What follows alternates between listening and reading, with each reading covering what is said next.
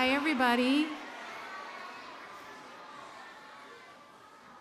Good morning, everybody. My name's Amy, and I run the education department here. And I'm really happy you're all here today because we're getting ready to hear from astronaut Cady Coleman. Cady's a really good friend of our museum. She's married to the artist Josh Simpson, who many of us know from the beautiful glass planets he makes. Cady became an astronaut in 1992, and since then she's been to space 3 times. During her first flight, she orbited the Earth 256 times. She traveled more than 6 million miles in 15 days, 21 hours, 52 minutes, and 21 seconds in space.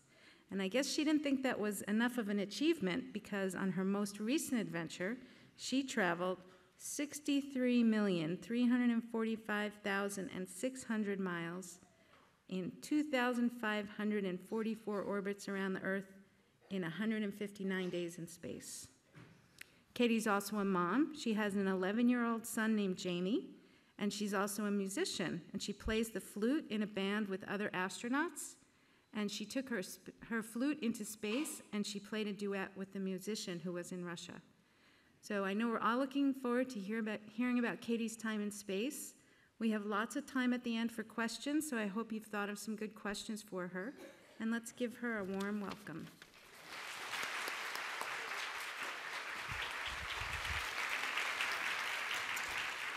Hello. I am so happy to be here because I'm actually on a secret mission. Turns out we don't have enough astronauts, and we're going to need some more. So I'm hoping that maybe some people in this audience might want to be astronauts. Is there anyone who's already sort of thinking about it? Yes, yes. Okay, so there's a secret. And the secret is everyone who is an astronaut has to go to school first. Do you go to school? Yes. Yes! So you are already on your way. And the second part of the secret is that everyone who wants to be an astronaut has to be something else first. So I am a chemist, and that's what I like to do. I like to mix things together and see what kinds of things I can make. I have other astronaut friends who are pilots, who are doctors, veterinarians, engineers, scientists, teachers, and even a school principal. So everyone has to be something else first. And what I'd like to tell you about today, so that you understand a little bit about what I do, then I think you'll know what kinds of things you might need to practice. So I am going to just tell you a little bit about what it was like for me to live on the International Space Station. I lived up there for 6 months. And so I launched around Christmas time, and I came home at the end of school. And this is the place that I lived.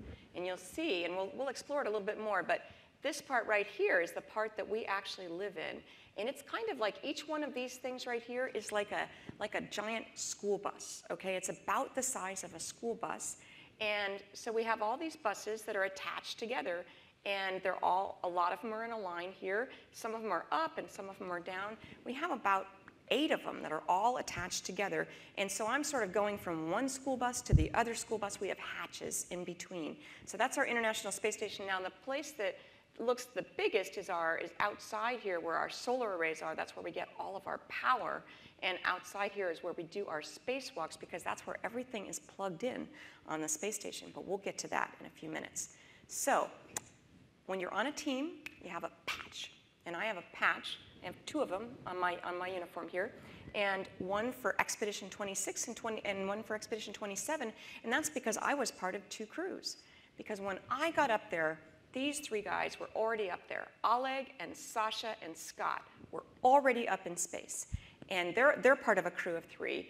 And then Paolo from Italy, Dima from Russia, and myself came up in our little Russian spaceship. So already up there was Sasha and Oleg and Scott, and they came up in a Russian spaceship. And then we came up, and together we make a crew of 6. Now, after a little while, it's time for them to leave, and 3 more people, happened to be guys this time, come up.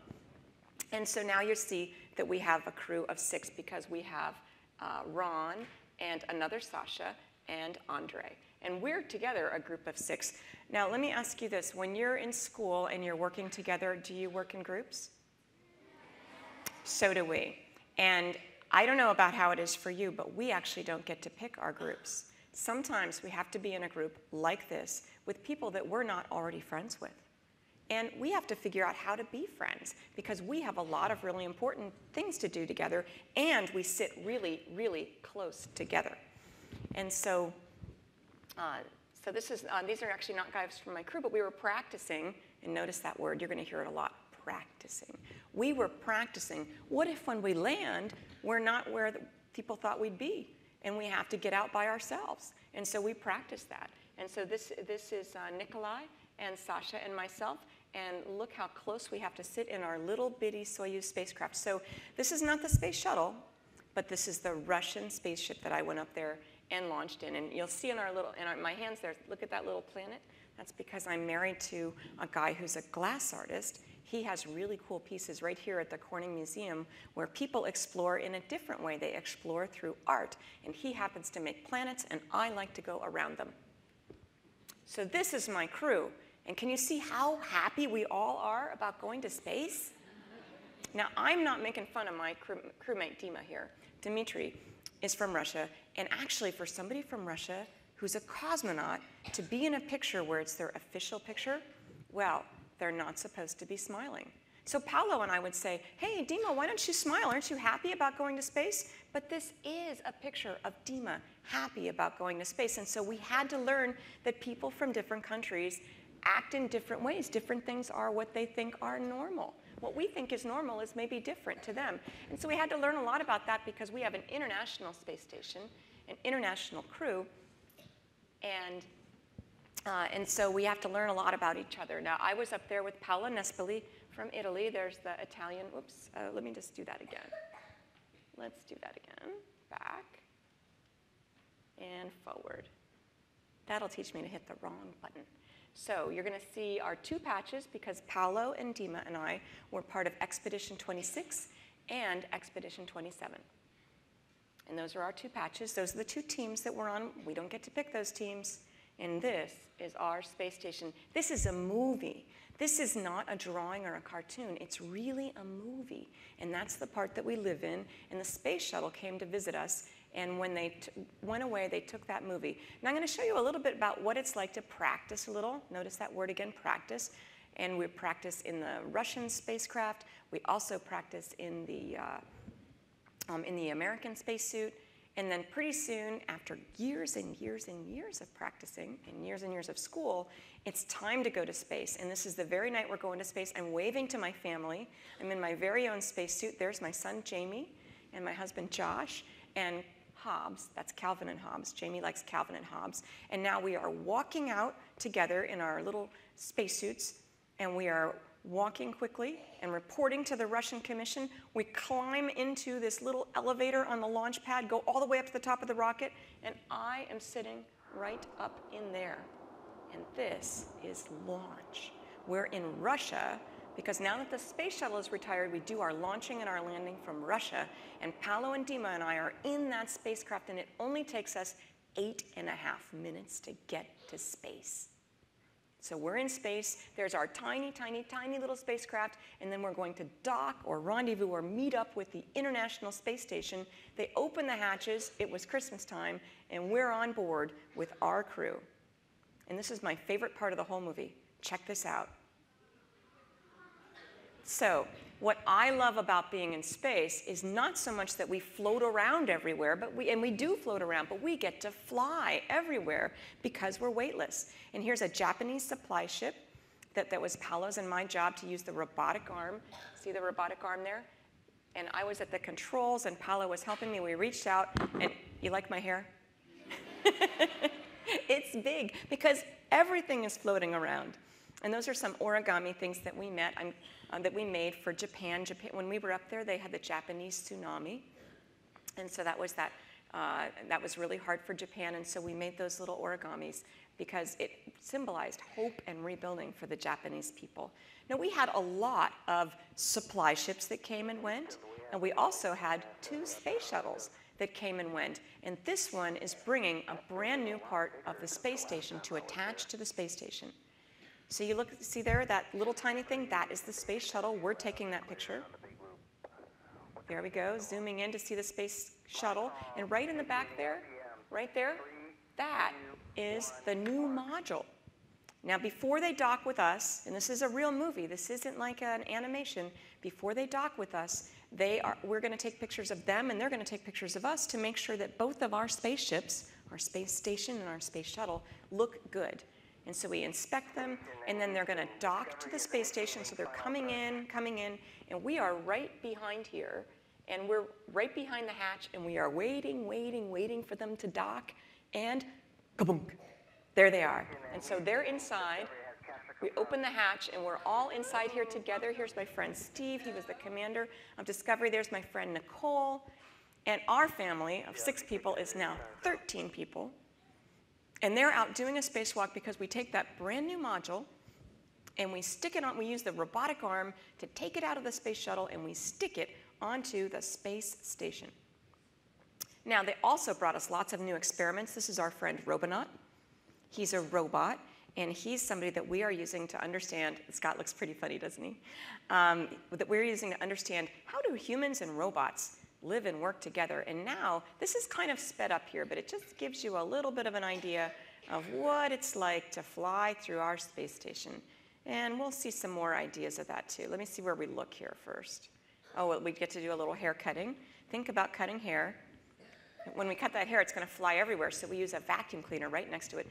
This is our kitchen and our dining room, the place that we eat together. And there's Paolo and Dima and I. We do experiments together. You'll see some of those too. Let's see. Well, let's go back to when we docked, or when we actually came on board the International Space Station. It was very close to Christmas. I want you to look at something. Look right there. I woke up on Christmas morning, and I had a present on my cabin. Santa knew. He knew that we were up there on the space station because, I mean, Santa knows everything, and he knows that people are living in space. People are living in space right now. Right now, we have 6 people living up there. It's not our group of 6. This is our group of 6, or our crew, but another crew. Now, I want to talk a little bit about what we do up there, and this just shows you that Japanese supply ship. Look how tiny it is, and there's our space station, and I'm looking out the window. And this is how big it is. This thing, this Japanese supply ship, is like from here all the way to there. It's giant. And then I grabbed it using the robotic arm, and I know that some kids here are in part of the Lego robotics, and the Lego robotics that's over there in Corning. And so this is the thing that we use to grab our spaceship. So I was really glad to see that kids were doing robotics, because we're going to need robotics. And here's our Japanese supply ship already on the space station. Now, spacewalking. This is my spacesuit, my very own. And when we go out there and do spacewalks, it's as if, oh, this is our robotic arm, it's as if we are in our own little spaceship. And this is a picture of my friend Drew. And actually, you can see one guy is taking the picture. He's in the helmet there. You can see his reflection in the helmet. And he's taking a picture of his buddy. And down there is the space station. So spacewalks, really exciting. Here's another thing, tools. Whenever something breaks up on the space station, well, there's nobody to fix it but us. So we have to fix it. Now, for me, this was a little bit of a problem at first. And that's because when I was your age, whenever we wanted to fix something, my mom and dad would pick up the phone and they would call somebody. And somebody would come to our house and they would fix the toilet or the faucet or anything else that was broken at our house. And so I didn't actually really know how to use tools. And you know what I found out? I found out using tools. It's pretty fun and it's not very hard. And I found out that I could fix things. Now, one thing we need to do is to sometimes fix our experiments. We have a lot of different kinds of experiments. This is like a gooey liquid experiment that's kind of cool to look at. Can you see how I'm sort of upside down? That thing that I'm holding there weighs probably about 100 pounds, but in space, I can use it. Here's my buddy Mike doing something in that same furnace. We're freezing little samples. We have a freezer. It comes up actually with ice cream, so we're so excited when we see ice cream. But when we take the ice cream out, we eat it. We do a lot of experiments up there on ourselves. And so this is we're looking at our eyes. Satoshi from Japan, these are different astronauts, not just my crew, but other astronauts too. He's looking at his eyes, and we do blood. We take a lot of blood samples, take a lot of pee samples, because we have to know how we're doing up there. We have to know what happens to people up in space. And here is Sergey getting weighed, and there's Scott doing another experiment. So lots and lots and lots of tools and experiments. And this is one of our liquid experiments that I really liked. I want you to think about what liquids would do up in space, okay? If you had a glass of orange juice and you poured it on the ground here on Earth, what would happen? It would go on the ground, right?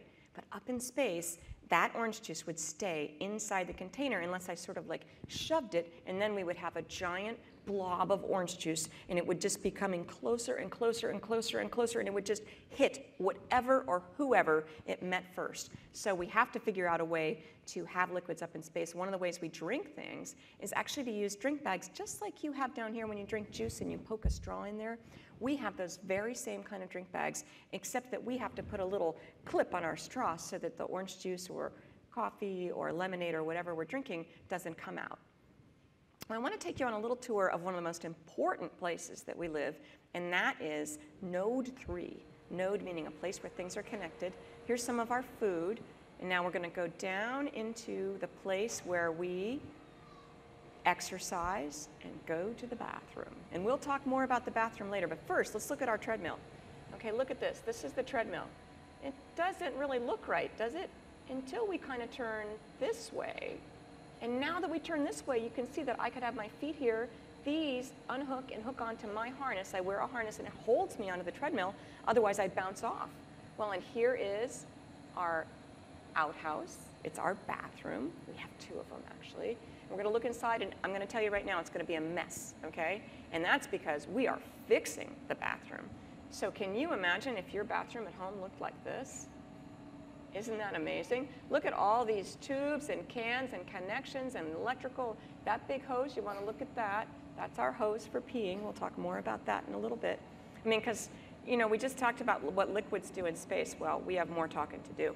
Okay, now this is where we exercise. And it doesn't look right until we kind of go upside down. And now you see that this is where I'm going to stand, and this is the bar that I am going to use to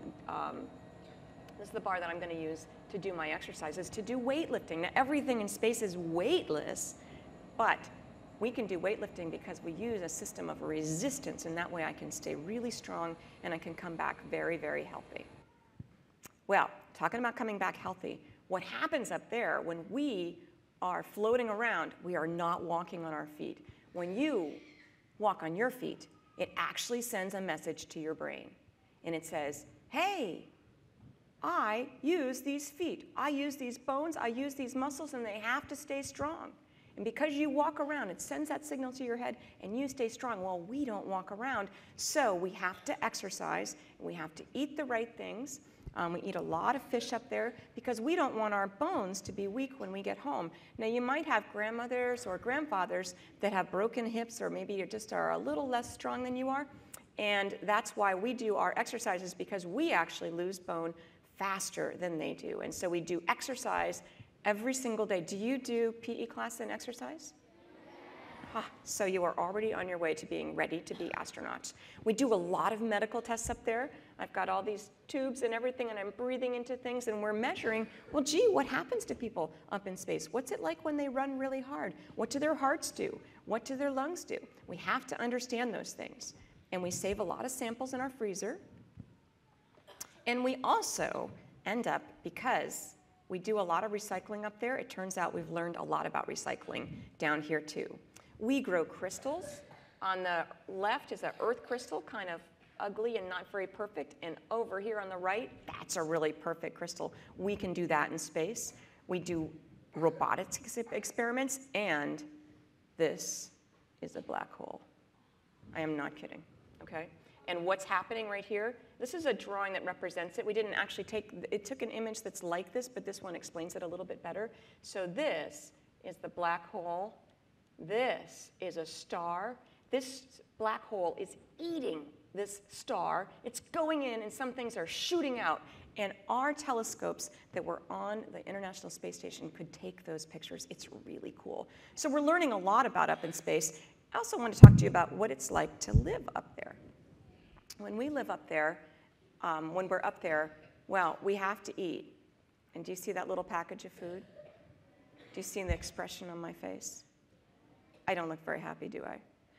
I'm actually just kind of making a joke, because our food actually tastes pretty good. It looks pretty ugly. So it looks ugly, and this part right here is a little place, just like on your drink bag, on your juice bag, when you poke your straw in.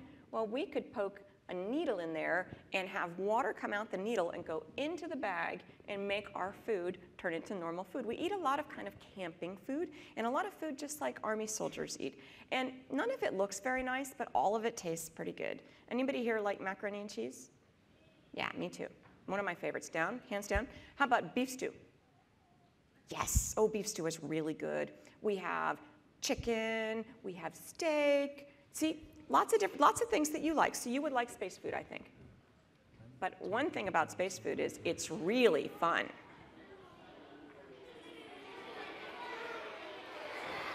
Isn't that cool? So, wouldn't it be fun to eat in space? You can see that when we're living up there, we have to think about, well, what if I have more than two things to hold on to? Because if I hook my feet under something, so now I'm staying in one place, but I only have two hands, and how am I going to keep track of a lot of different things? Well, it's pretty hard. And so I'm going to show you a little bit about everyday life. That was Satoshi getting weighed. This is running on the treadmill. Okay, remember we looked at the treadmill? This is water drops in space.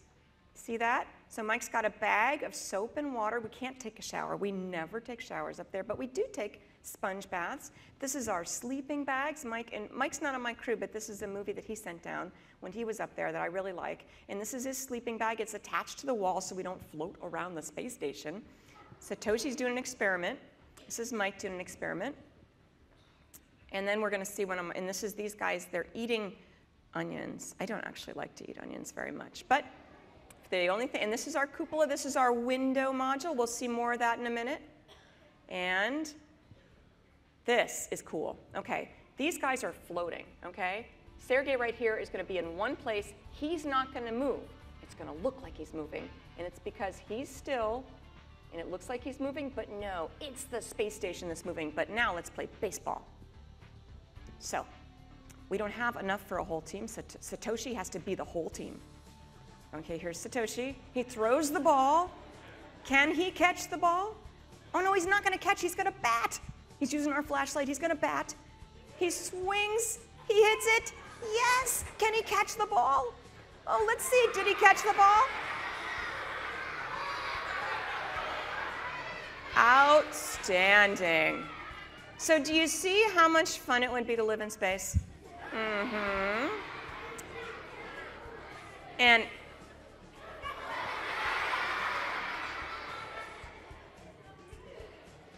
so it's so much fun to live up there.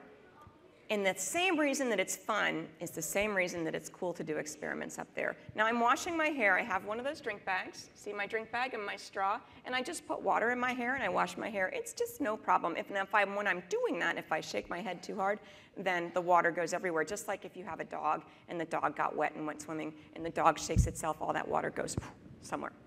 So are you ready? We have some talking to do, because when you get home tonight, your parents are going to ask you one thing. And even if they're shy, even if they're too shy to ask you, they're going to want to know how to go to the bathroom in space. So let's get serious. It's a serious deal. We're going to talk about it, okay? First, the easy part, okay? Peeing is the easy part. And this is the toilet. It looks like a toilet. We do not pee in that toilet. No, no, no.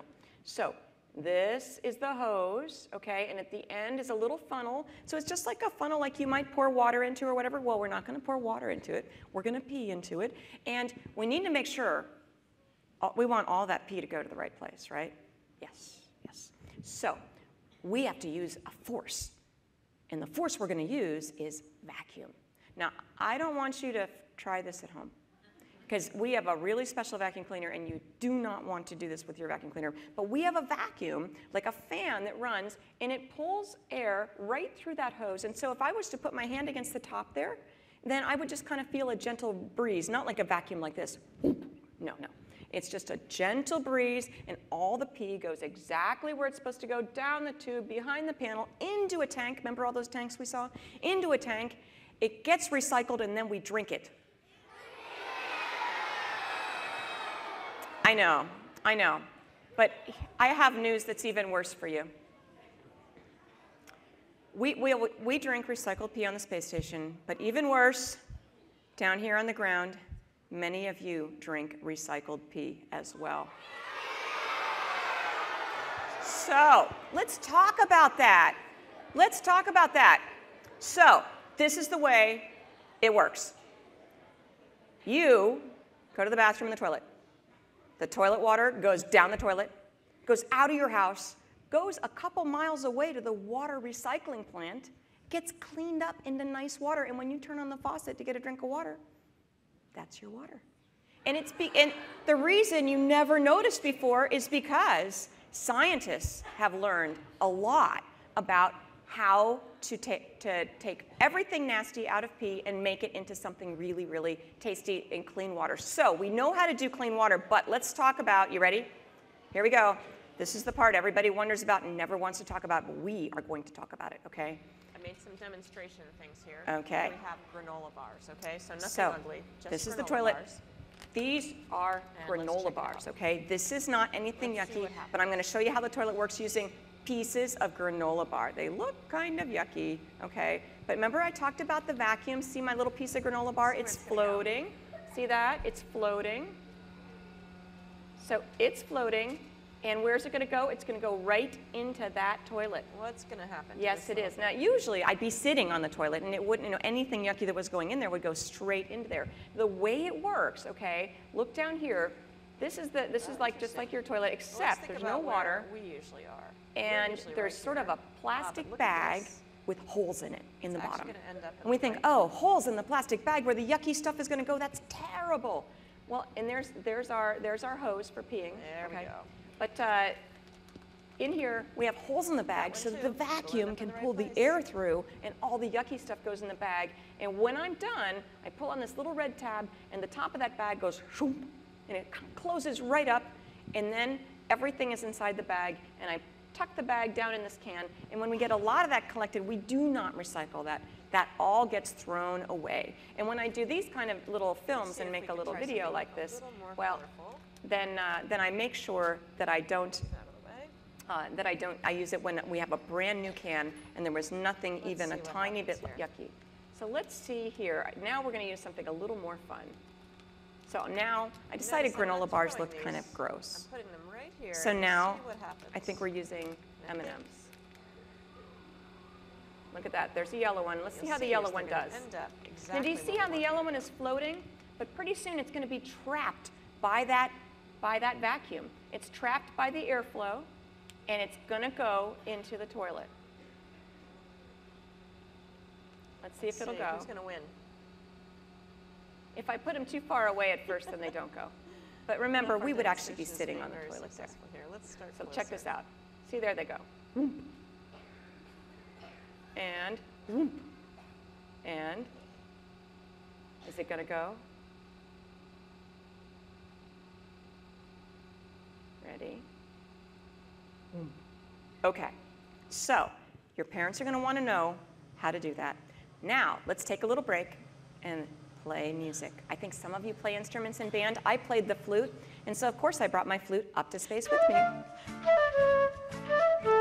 But I didn't have anybody to play with, so I played with a friend down on the earth. And we call this a duet. Usually you're standing right next to each other, but we couldn't do that, so we played together. I was in space, and Mr. Ian Anderson, who's a very famous rock and roll flute player, he played here on the ground. Isn't he funny?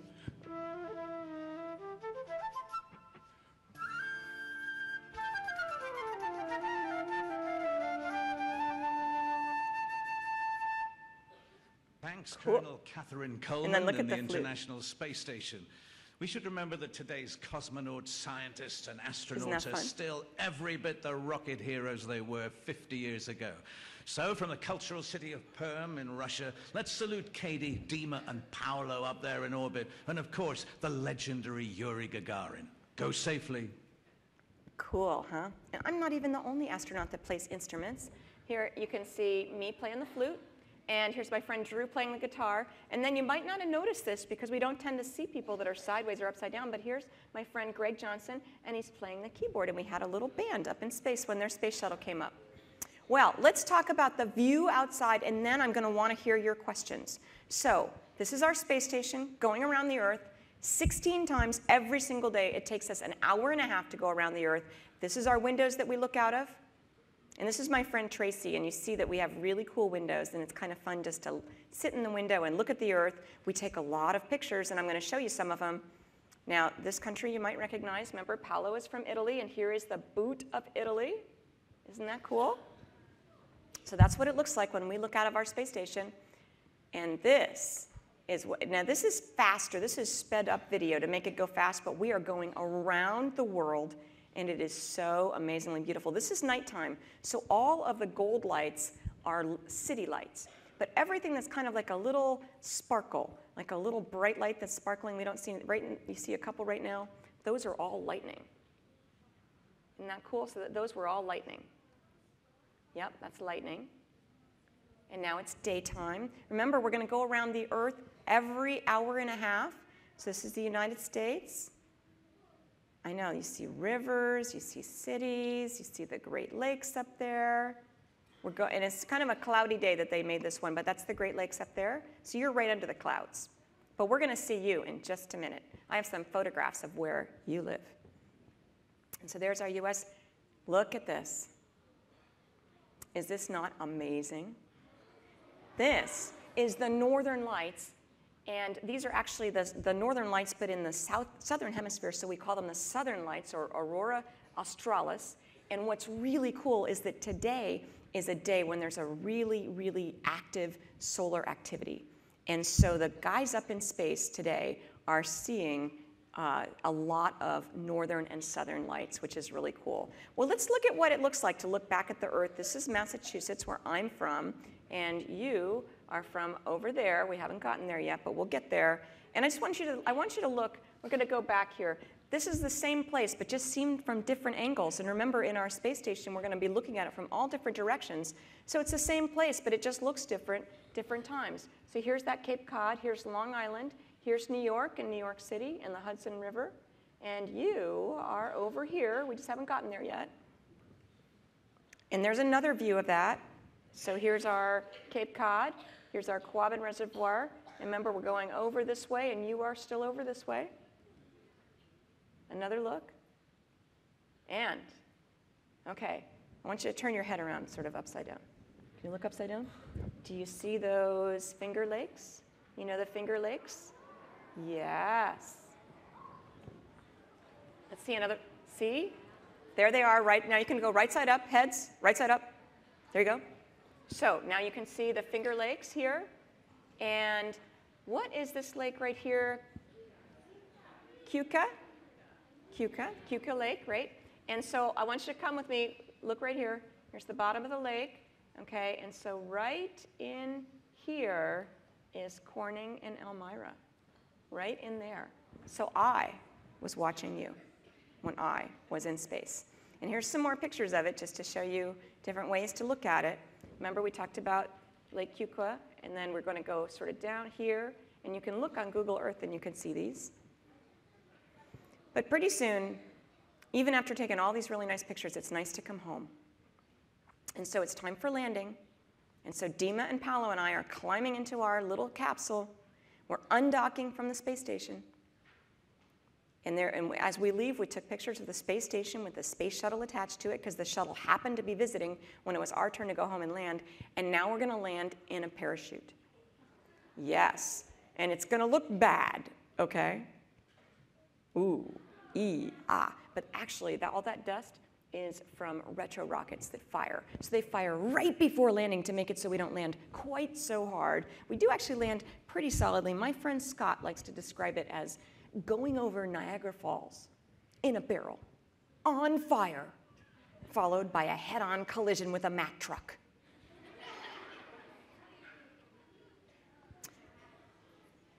This just shows you our capsule landing. People come to get us. They know exactly where we're going to land. You know how they know that? Math. They use math, and they figure out exactly where we're going to land, and they meet us. And there's our capsule. And you'll notice that our capsule is all black on the outside. That's because it actually is burning up on its way back to the Earth. It's supposed to. How do we know it's not going to burn up all the way? Again, math and science and engineering. That's how we know that we can go to space, live on a space station, come home, look out the window, realize that we're home, climb out of our spacecraft, talk to our family when we get home. That's me talking to my family. And then this is my husband, Josh, who's a glassblower who does a lot of things with the museum here, and our son, Jamie. And even when you're the astronaut's kid, you actually have to do all those things. Jamie is writing in his journal, and this is our cat, Fang. Now, Fang has a little problem. Fang doesn't actually really understand that he's a cat. Fang thinks that he's a dog, and when I was worried that my son would be lonely without me and I would be lonely without him, then I felt better when I realized that Fang, his cat who thinks he's a dog, would never leave my son's side. So Fang was with Jamie the whole entire time. And I'm showing you this slide. I have one more slide. I'm showing you this slide because Jamie's pretty excited about catching his frog. Why did he catch the frog? Because he wanted to, because it was fun, and because he's curious. He's curious what frogs are like and what it's going to be like to catch a frog. And I think that you are curious too. And that's a really important part of getting ready to be an astronaut, okay? Is to be curious, to ask questions about things that you want to know, even if you think maybe it's a silly question. It's really good to ask your questions. And it's important to realize that you should stay curious and wonder about things and learn things and practice things your whole life, because that's what I do every single day living on the space station. So with that, I will say thank you very much, and I will take your questions.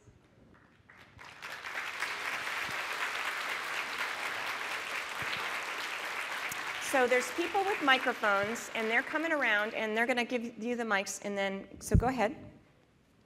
How many years were you an astronaut? How many years have I been an astronaut? I've been an astronaut for 20 years. That's really a long time, and I've been on 3 space missions. And just take your time. We'll get to people.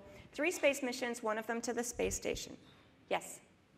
What is it like being up in space? What is it like being up in space? I think it's magical. I think it's like Peter Pan. When Peter Pan could fly, he had that fairy dust from Tinkerbell, and I think it's like living in the world of Peter Pan. And if I could, I would take my husband and my son, and we would move up there, and we would live up there, because we have everything that we need. Next.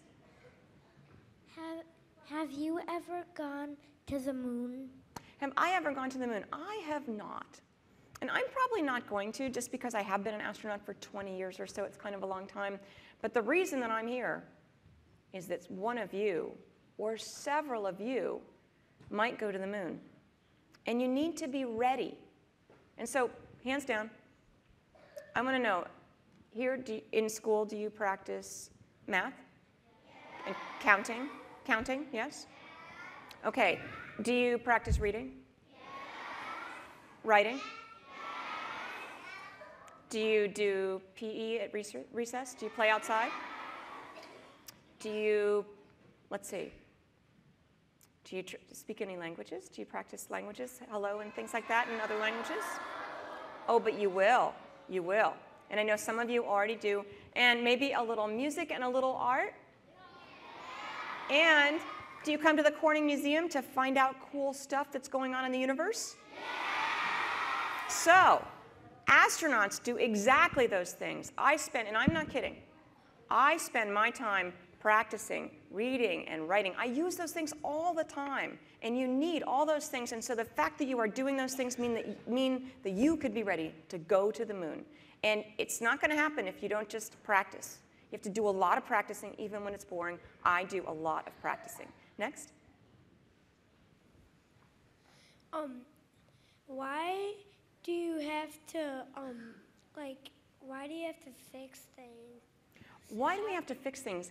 That is the best question. One of the things that we have to fix is our recycling system. Remember the one I talked about? Well, we need a recycling system if we want to go to Mars, because we can't bring all the water and food and everything that we need. So we need to have a recycling system. And the one that we brought to space doesn't work all the time. Now, it's not because people who designed it weren't very smart. No, they're really smart. It turns out it's because there's things that we don't know about living in space and about working when everything is floating around. And so that's why we go to space, is to learn how things really work. And so the reason we have to fix things is because space is an unknown place. We don't know how things work, and we want to know those things before we go really far away, which would be the moon and Mars. Next. What is it like to float in space? What is it like to float in space? It is so much fun. If I wanted to float to you, all I would do is give myself, I wouldn't have to go flying like Superman. I just give myself one tiny little push, and I come straight to you. That's after I get kind of good at it. When you're not good at it at first, then you run into things, but it takes a little practice. Again, practicing. Next. Do you bring like water bottles and stuff to drink? Do we bring water bottles? No, we use that. We bring empty drink bags. So they're just flat bags, just like as if you had a juice bag and it was all empty, but we can refill ours with that same needle, which is our faucet, so the water comes out and we fill up our drink bags. So I'll use the same water bag, for a week or so. Next. Is it hard to get into your sleeping bags? Is it hard to get into your sleeping bag? You know, down here on Earth, sometimes when you're climbing in and then part of it's under you and you have to sort of scooch up and pull part of it up, it's not like that at all. We just like slide right in like a snake. It's really fun. Next. Have you ever seen Mars? Have I ever seen Mars? I have seen Mars in the sky at night. When you look out, there's sometimes that we can see Mars, but that's the only place that I've seen Mars. I've seen Mars from space too, but it actually looks to me a lot like it looks to you. It's pretty far away, even from space. Next. The first time you went in space, were you nervous? Was I nervous the first time I went in space? I wasn't nervous about something, sort of bad happening or about it being dangerous or all those kinds of things, because really, I think that what we do in space is really important, and I made my decision. I wanted to be there even though it's kind of dangerous. But what I was nervous about, making a mistake. I mean, those are really important experiments. And we had a telescope that we sent off. It was so amazingly expensive, $1.8 billion, and I was in charge of it. And I was nervous. But you know what? What I figured out is if I know I've done all my practicing, if I know I'm as ready as I'm supposed to be, then nobody can ask anything more of that from me if I'm doing my best. And it's true for you too. When you're supposed to do your homework and your mom asks you, did you do your homework? And you go, yeah.